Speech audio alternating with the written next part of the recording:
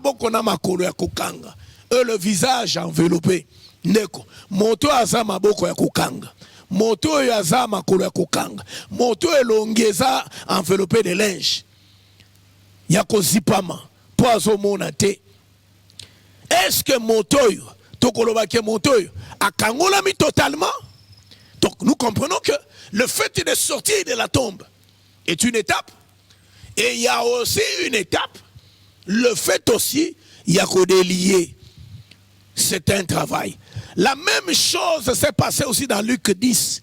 Quand le Seigneur était en train de parler avec cet homme riche qui était venu lui poser la question qu'est-ce qu'il pouvait faire pour être sauvé.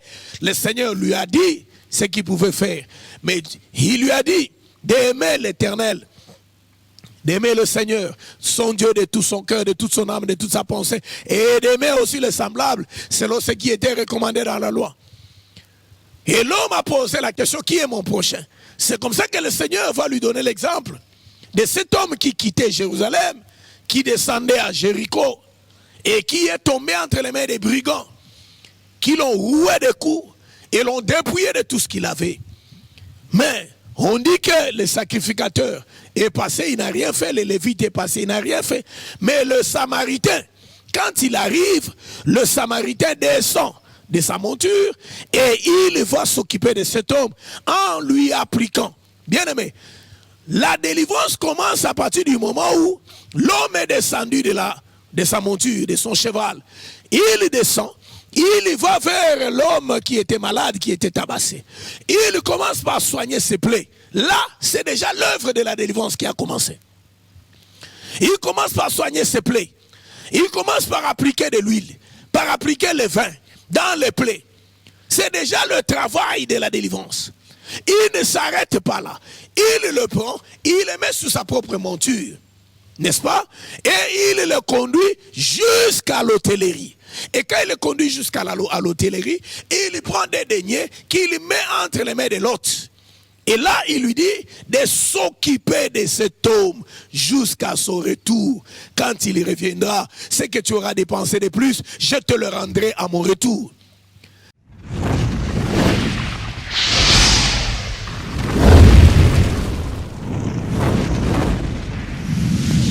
Nous sommes autour d'un thème important. Vous connaîtrez, si donc le Fils vous a franchi, vous serez réellement libre. Selon Jean chapitre 8, à partir du verset 36e. Parce que la question est partie du verset 32. Vous connaîtrez la vérité et la vérité vous affranchira. Là, c'est le Seigneur qui était en train de parler devant les Juifs. Et la question, ces Juifs-là n'avaient pas compris. Comment ils pouvaient dire que vous connaîtrez la vérité vous affranchira, c'est qu'il les traitait d'esclaves. C'est comme ça qu'ils ont voulu se défendre, pour dire que nous sommes de la postérité d'Abraham et nous ne pouvons jamais être esclaves de quelqu'un. Au verset 34, le Seigneur voulait leur faire voir, toujours dans Jean chapitre 8, que le problème n'est pas d'être fils d'Abraham selon la chair. Donc il faut être le fils d'Abraham selon l'esprit, ou spirituellement, n'est-ce pas, fils d'Abraham, fils dans la foi d'Abraham, et c'est en ce moment-là qu'on est affranchi du péché, parce qu'on ne peut pas s'autoproclamer fils d'Abraham, mais vivre dans le péché. C'est comme ça que nous étions en train de démontrer qu'il y a plusieurs personnes aussi, jusqu'au jour d'aujourd'hui, qui pensent qu'ils n'ont pas besoin de la délivrance, qui pensent qu'ils ont les deux pieds, n'est-ce pas, sur une bonne terre. C'est comme ça que nous sommes entrés directement ou répondre indirectement à la question selon laquelle qui a besoin de la délivrance? Qui peut avoir besoin de la délivrance? Parce que l'objectif, en même temps, est d'amener, n'est-ce pas, tout celui qui est en train de nous suivre à avoir besoin de la délivrance. Donc, l'objectif aussi de l'émission, c'est de pouvoir créer la nécessité de la délivrance, le besoin de la délivrance dans l'homme. Et c'est comme ça que, dans notre démarche, nous avons eu à démontrer que Tozana Batue Belé, parce que ces juifs ici se faisaient appeler fils d'Abraham. De l'église na bangonde yangwana. Religion na bangonde yangwana. Bango pona bango, le fait yakobenga mabana na Abraham. Donc ça le quoi leloyo, muto alobi, pongai naza mwana ya pasteur. Pongai naza mwasi ya pasteur. Ponga naza de la famille à prophète Kingane. Oyaza d'une grande renommée, d'office naza sauvé. Non, ce n'est pas ça. Vous pouvez être fils de X. Vous pouvez être famille de tel prophète, d'une telle grande renommée. Ce n'est pas ça ce qui va vous sauver. Ce qui doit vous sauver, si lui le prophète était dans les bons, était dans la vérité, ce qui va vous sauver, c'est lorsque vous marcherez aussi dans l'enseignement et dans cette voie-là de la vérité.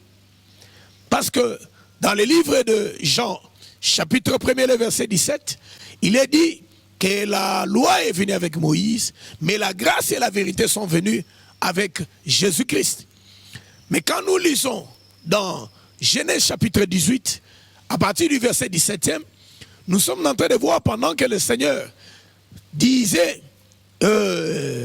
confirmer la promesse à Abraham en lui disant que l'an prochain, je reviendrai et Sarah aura un fils. Pendant que Sarah arrive, la question qui a été posée, le Seigneur a dit, y a-t-il quelque chose qui soit impossible à Dieu? L'an prochain, Sarah aura un fils. Mais nous sommes en train de voir plus loin, le Seigneur toujours au chapitre 18e, il dit, cacherai-je à Abraham ce que je veux faire? Car Abraham sera certainement une grande nation. Et devant apprendre à ses fils après lui la voie de la droiture, ou le chemin de la droiture et de la justice. Donc, vous voyez que le problème n'était pas seulement d'être fils d'Abraham selon la chair, mais marcher dans la voie ou dans le chemin de la justice et de la droiture, comme ce fut le cas d'Abraham. C'est comme ça que quand nous lisons dans Genèse chapitre 14, nous voyons que à partir du verset 14e, lorsqu'on a enlevé Lot, on a enlevé les femmes, les enfants et les richesses qui ont été pris pendant qu'il y avait les conflits de Kedorlaomer avec tous ceux qui étaient comme des vassaux, donc des rois qui étaient sous sa domination, qui s'étaient rebellés. Il est allé chercher des alliés. Et avec ses alliés, il devait combattre les rois de Sodome et de Gomorrhe pour les ramener sous, n'est-ce pas, sa domination. C'est comme ça que comme Lot faisait partie, n'est-ce pas, des habitants de Sodome, et c'est comme ça qu'il a été pris aussi captif et qu'ils sont aussi partis.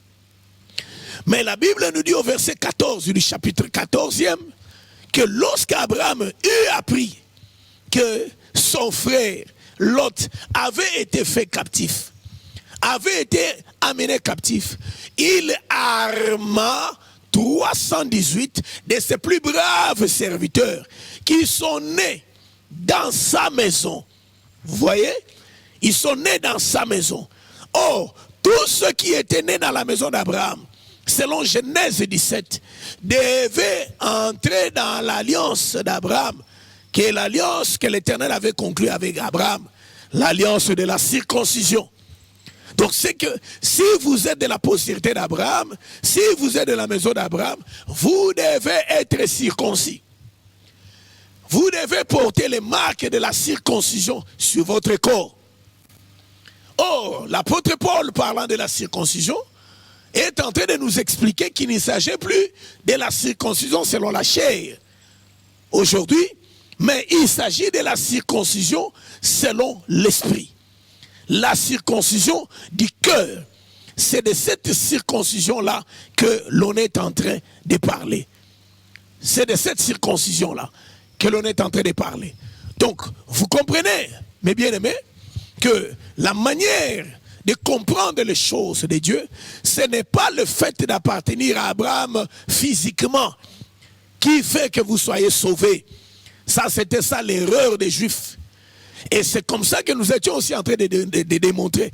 Ce n'est pas le fait de vivre longtemps dans une église. Ce n'est pas le fait de rester longtemps dans une église qui va vous amener, n'est-ce pas, au salut, qui va vous amener, n'est-ce pas, à la délivrance. Ce n'est pas le fait, n'est-ce pas, d'être à côté du pasteur qui va vous amener, n'est-ce pas, de vivre longtemps. Ce n'est pas le fait de pouvoir être, je ne sais pas qui que ce soit, qui va vous amener à... non. Donc, le problème, la délivrance passe par la nouvelle naissance, la délivrance passe, n'est-ce pas, par la foi en Dieu, la délivrance passe par la repentance, la délivrance passe par la conversion. La délivrance passe par l'enseignement véritable. C'est comme ça que 2 Corinthiens chapitre 5, le verset 17 est clair selon les Écritures pour dire que si quelqu'un est en Christ, il est devenu une nouvelle créature. Car les choses anciennes sont passées, voici toutes choses sont devenues nouvelles. Les choses anciennes sont passées, voici toutes choses sont devenues nouvelles. Et l'apôtre Paul nous exhorte aussi, dans Romains chapitre 12, à partir du verset 1er jusqu'au verset 2e, que je vous exhorte donc, frères, par les compassions de Dieu, à offrir vos corps comme un sacrifice vivant, saint et agréable, et ce qui sera de votre part un culte raisonnable.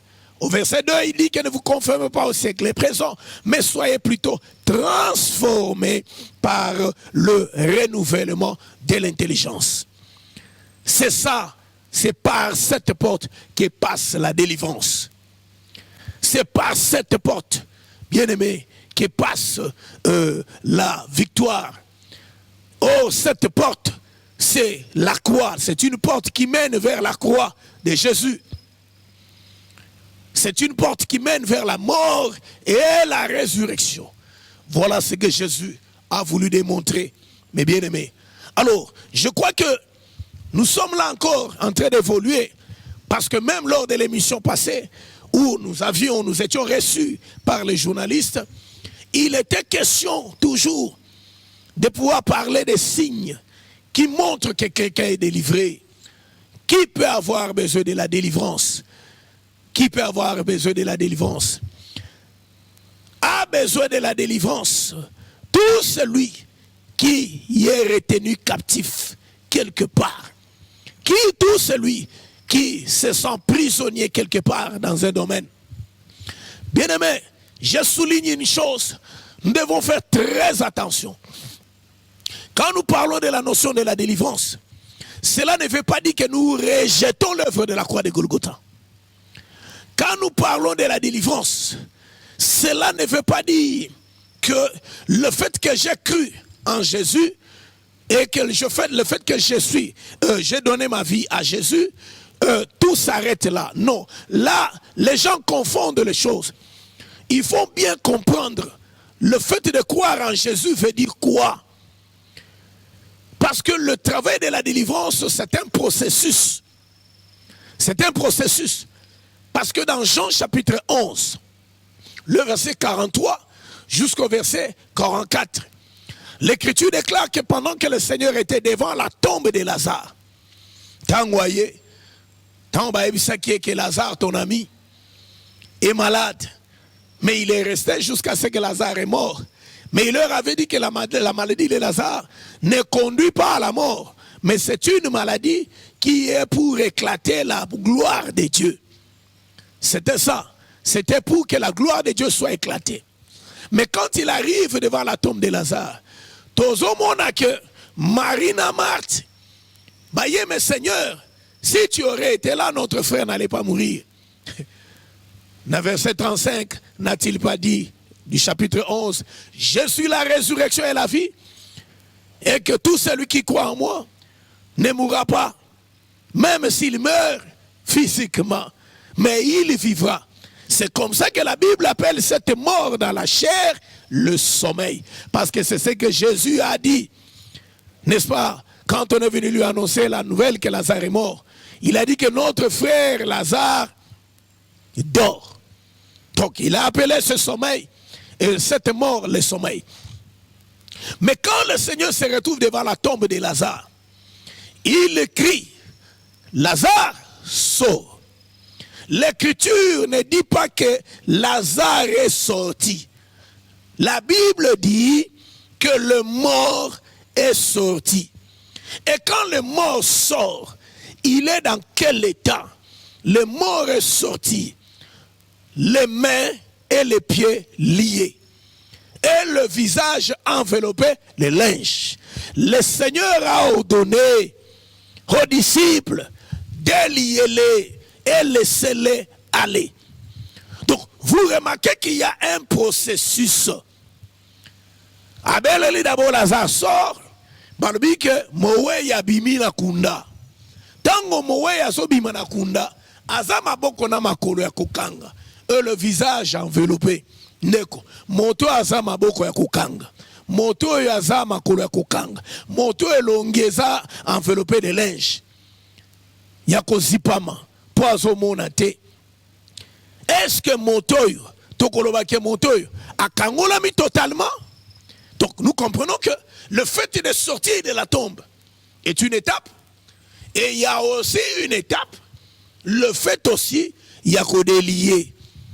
C'est un travail. La même chose s'est passée aussi dans Luc 10. Quand le Seigneur était en train de parler avec cet homme riche qui était venu lui poser la question, qu'est-ce qu'il pouvait faire pour être sauvé? Le Seigneur lui a dit ce qu'il pouvait faire. Mais il lui a dit d'aimer l'Éternel, d'aimer le Seigneur, son Dieu de tout son cœur, de toute son âme, de toute sa pensée, et d'aimer aussi le semblable, selon ce qui était recommandé dans la loi. Et l'homme a posé la question, qui est mon prochain? C'est comme ça que le Seigneur va lui donner l'exemple de cet homme qui quittait Jérusalem, qui descendait à Jéricho, et qui est tombé entre les mains des brigands, qui l'ont roué de coups, et l'ont dépouillé de tout ce qu'il avait. Mais on dit que le sacrificateur est passé, il n'a rien fait, le Lévite est passé, il n'a rien fait. Mais le Samaritain, quand il arrive, le Samaritain descend de sa monture et il va s'occuper de cet homme en lui appliquant. Bien aimé, la délivrance commence à partir du moment où l'homme est descendu de sa monture, de son cheval. Il descend. Il va vers l'homme qui était malade, qui était tabassé.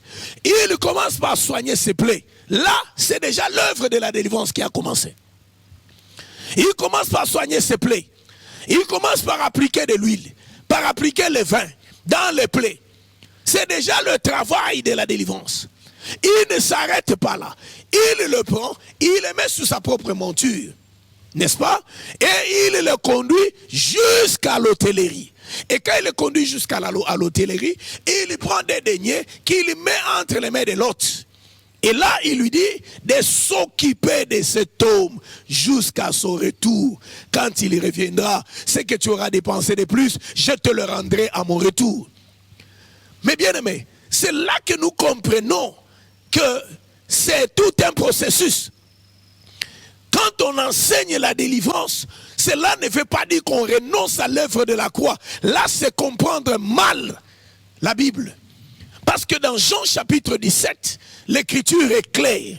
Quand le Seigneur est en train de faire la prière, qui est appelée la prière sacerdotale, il dit que je les laisse dans le monde, mais ils ne sont pas du monde. Si le Seigneur avait fini le travail, mes bien-aimés, il pouvait prendre l'église et partir avec. Mais il les a laissés. Ils étaient là réunis sous le mont des Oliviers. Et jusqu'à ce qu'il est monté devant leurs yeux. Sous leurs yeux, ils voyaient le Seigneur étant parti. Il les a laissés avec plusieurs promesses, leur disant que le Saint-Esprit viendra. Lorsque le Saint-Esprit viendra, il vous enseignera toutes choses. C'est celui qui devait continuer le travail pour les amener à la perfection. Si Jésus les a laissés, il a dit que je suis allé vous préparer une place. Le travail devait continuer dans l'église. Le travail devait continuer, bien-aimé. Ce n'est pas le fait de prêcher la délivrance ou d'enseigner la délivrance qui veut dire que nous renions l'œuvre de la croix. Non. Bien-aimé, Jésus a dit sur la croix de Golgotha que tout est accompli. Il a fini la mission. Mais quand il disait tout est accompli et qu'il a fini le travail, les disciples étaient où? En cachette, en train de fuir, en train de se cacher. Ils avaient peur, n'est-ce pas, des représailles. Ils avaient peur de la mort. Ils avaient peur d'être arrêtés. Mais le jour où le Saint-Esprit est descendu, ces hommes qui avaient peur, dans Actes chapitre 2, sont sortis. Ils ont commencé à parler librement. Pourquoi? Parce qu'ils ont expérimenté, n'est-ce pas, cette délivrance, n'est-ce pas, dans leur vie. Et ils ont expérimenté cette puissance de Dieu. Donc, nous devons comprendre une chose, que même quand nous venons dans l'église, mes bien-aimés, l'église c'est un atelier de couture. L'église, n'est-ce pas, c'est une carrière où on est en train de tailler des pierres, de donner des pierres, de donner des formes aux pierres pour l'édifice du temple spirituel, pour l'édifice de la maison de Dieu. C'est la raison pour laquelle quand on est en train de construire le temple de Salomon, il n'y avait pas de bruit. Pourquoi il n'y avait pas de bruit? Parce que les pierres avaient déjà une forme. Le travail était déjà parfait. Nous formons un édifice spirituel. Oui, nous sommes des pierres vivantes. Et pour former cet édifice spirituel, et ce qui est la maison de Dieu. Qui est la maison de Dieu? Cette maison spirituelle. Cette église, corps du Christ. Mais il faut comprendre que dans cette église, corps du Christ, parce que nous avons l'église de Matthieu 16, où il est dit, n'est-ce pas, que tu es pierre, et que sur cette pierre, je bâtirai mon église, même les portes de séjour des mondes ne vont pas prévaloir contre elle. Il s'agit de cette église-là qui est spirituelle, qui est cette église corps spirituel, qui est l'ensemble des fils d'Abraham, l'ensemble des saints à travers le monde. Mais laissez-moi vous dire que l'église locale ici, bien aimé, pour l'église corps, il est dit que même les portes de séjour des morts ne peuvent pas prévaloir contre elle. Les portes de séjour des morts sont aussi les faux enseignements donnés par les faux ministres de Dieu. Et ça ne peut pas dévier, dérouter, n'est-ce pas, détruire cette église. C'est là que nous avons toujours dit à ceux-là qui ont toujours brandi l'enseignement selon lequel l'église avait failli à un certain moment. L'église était tombée, l'église a sombré. C'est la raison pour laquelle il fallait qu'il y ait un prophète du temps de la fin qui puisse venir pour le rétablissement de toutes choses. Non, parce que Jésus lui-même a dit par rapport à son église que lui-même tu es pierre et que sur cette pierre je bâtis, tu es pierre et que sur cette pierre je bâtirai mon église. Celui qui est en train de bâtir l'église, c'est Jésus. C'est Jésus qui est en train de bâtir son église. Alors vous allez me dire que Jésus qui est en train de bâtir son église, et après, le diable est plus fort que Jésus, vient détruire cette église-là, pour qu'il y ait maintenant un prophète qui puisse venir après un temps, pour venir relever. Non, le rétablissement, le relèvement, c'est pour Israël, ce n'est pas pour l'église de Jésus. Même quand il y a eu des persécutions, n'est-ce pas, après de l'église primitive, de cette première église, ces gens fouillaient avec leur Jésus dans leur cœur. Ces gens fouillaient avec l'enseignement de Jésus. Ils n'étaient pas dépouillés de leur enseignement. Même s'ils étaient restés trois quelque part, n'est-il pas écrit que 2 ou 3 à mon nom, je suis au milieu de s'ils m'invoquent? C'est toujours l'église, mes bien-aimés. Donc l'église ne pouvait pas sombrer, l'église ne pouvait pas être détruite. Alors, c'est comme ça que quand nous rentrons, nous sommes en train d'expliquer que cette église, la corps de Christ, est construite avec des pierres vivantes, des pierres qui ont déjà reçu la forme. La forme, qui a donné la forme, c'est l'œuvre du ministère. Parce que la pierre, pour donner la forme à la pierre, il faut utiliser les marteaux. Or, les marteaux, c'est ça la parole. C'est ça l'œuvre du ministère pour donner la forme qu'il faut, que chacun veut, que doit avoir la forme que Dieu veut de lui. Cette forme-là, comme il est écrit dans Genèse chapitre 1er, que la terre était informe et vide. Mais Dieu a donné la forme à la terre. Cette terre-là était Adam. Et aujourd'hui, la terre que Dieu est en train de donner la forme aujourd'hui, c'est l'église. Il la donne la forme aujourd'hui par le Saint-Esprit, par l'œuvre du ministère. Donc, je suis en train de dire que, même par rapport à l'église, bien aimé, si jusque-là nous ne sommes pas encore enlevés, c'est parce que nous sommes en train d'être conduits à la perfection. Parce que là au ciel, il n'y aura pas des impudiques, il n'y aura pas d'adultère, il n'y aura pas de démons. Alors, laisse-moi, bien-aimé, te dire une chose. S'il n'y aura pas de démons, ils ont été chassés du ciel. C'est seulement le péché qui va entrer. Mais combien sont encore esclaves du péché aujourd'hui? Combien sont encore esclaves du péché? L'œuvre du ministère, l'œuvre du Saint-Esprit, ils ont continué constamment pour perfectionner Bissot. Parce que c'est ce qui est écrit dans Matthieu 5, le verset 48, que soyez parfaits comme lui-même est parfait. Or, celui qui nous amène à la perfection, n'est-ce pas, c'est lui-même le Seigneur. Parce qu'il est écrit que celui qui a commencé cette œuvre en vous, lui-même la rendra parfaite. Donc quand on dit tout ça, ça montre que la délivrance est un processus, mes bien-aimés. Si le fait de croire en Jésus s'arrête seulement là directement, non. Là, on fait la confusion. Croire en Jésus veut dire, n'est-ce pas, se repentir, veut dire